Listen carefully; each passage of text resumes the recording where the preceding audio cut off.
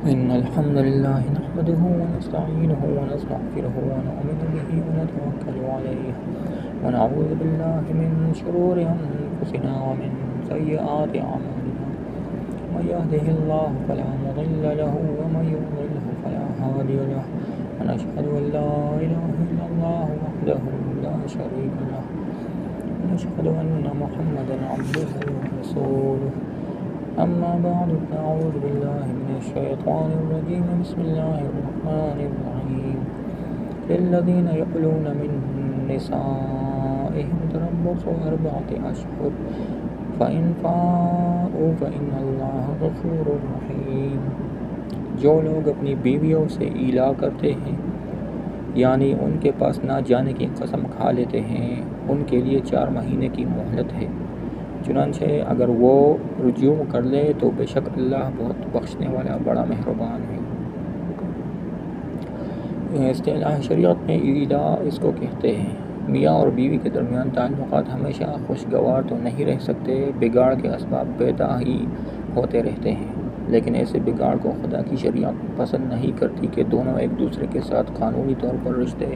ازدواج میں تو بندھے رہیں مگر عملاً ایک دوسرے سے اس طرح الگ رہیں کہ گویا وہ میاں اور بیوی نہیں ہے۔ ایسے بگاڑ کے لیے اللہ تعالیٰ نے 4 مہینے کی مدت مقرر کر دی ہے کہ یا تو اس دوران میں اپنے تعلقات درست کر لو ورنہ ازدواج کا رشتہ منقطع کرو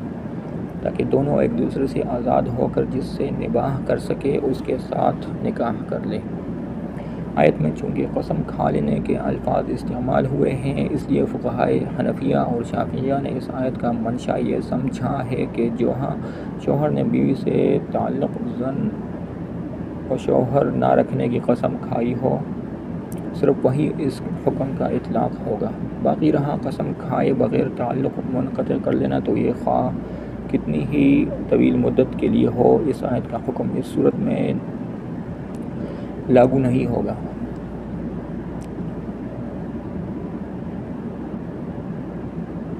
حضرت علی اور ابن عباس اور حسن بصری کی رائے میں یہ حکم صرف اس ترک تعلق کے لیے ہے جو بگاڑ کی وجہ سے ہو، رہا کسی مصلحت سے شوہر کا بیوی کے ساتھ جسمانی رابطہ منقطع کر دینا جبکہ تعلقات خوشگوار ہوں تو اس پر یہ حکم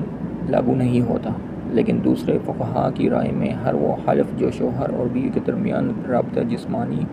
کو منقطع کر دے ایلا ہے اور اسے 4 مہینے سے زیادہ قائم نہ رہنا چاہیے، خواہ ناراضی سے ہو یا رضامندی سے۔ بعض فقہا نے اس کا مطلب یہ لیا ہے کہ اگر وہ اس مدت کے اندر اپنی قسم توڑ دے اور پھر سے تعلق قائم کر لے تو ان پر قسم توڑنے کا کفارہ نہیں ہے، اللہ ویسے ہی معاف کر دے گا، لیکن اکثر فقہا کی رائے یہ ہے کہ قسم توڑنے کا کفارہ دینا ہوگا۔ غفور رحیم کہنے کا مطلب یہ نہیں ہے کہ کفارہ سے تمہیں معاف کر دیا گیا،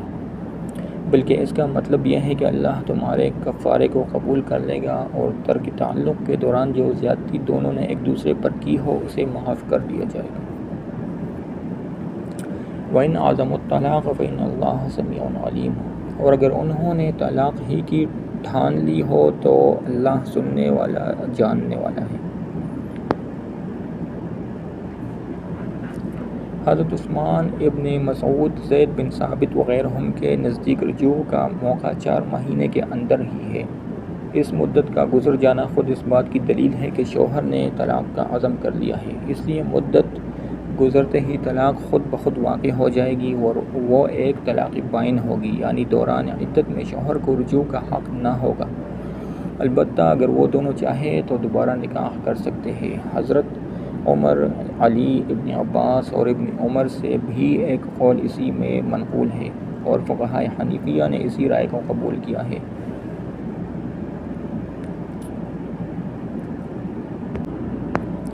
والمطلقات يتربصن بأنفسهن 3 قروء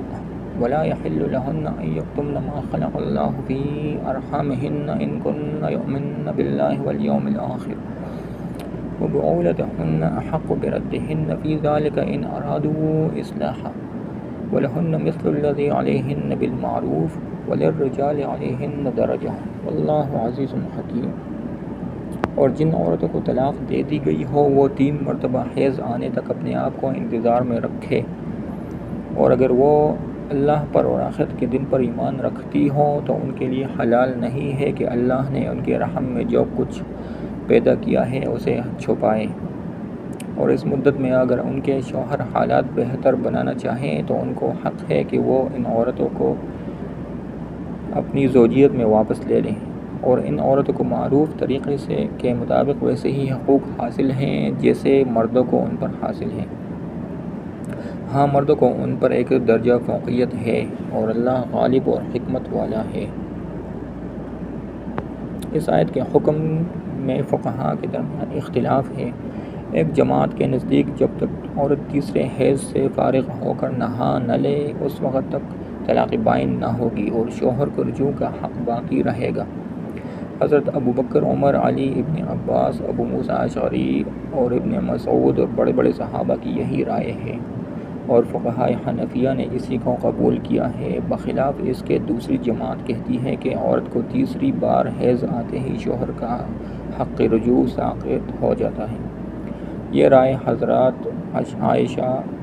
ابن عمر اور زید بن ثابت کی ہے، اور فقہاء شافعیہ اور مالکیہ نے اسی کو اختیار کیا ہے، مگر واضح رہے کہ یہ حکم صرف اس صورت کے متعلق ہے جس میں شوہر نے عورت کو 1 یا 2 طلاقیں دی ہوں۔ 3 طلاقیں دینے کی صورت میں شوہر کو حق رجوع نہیں ہے۔ وآخر دعوانا ان الحمد للہ رب العالمین، آمین یا رب العالمین۔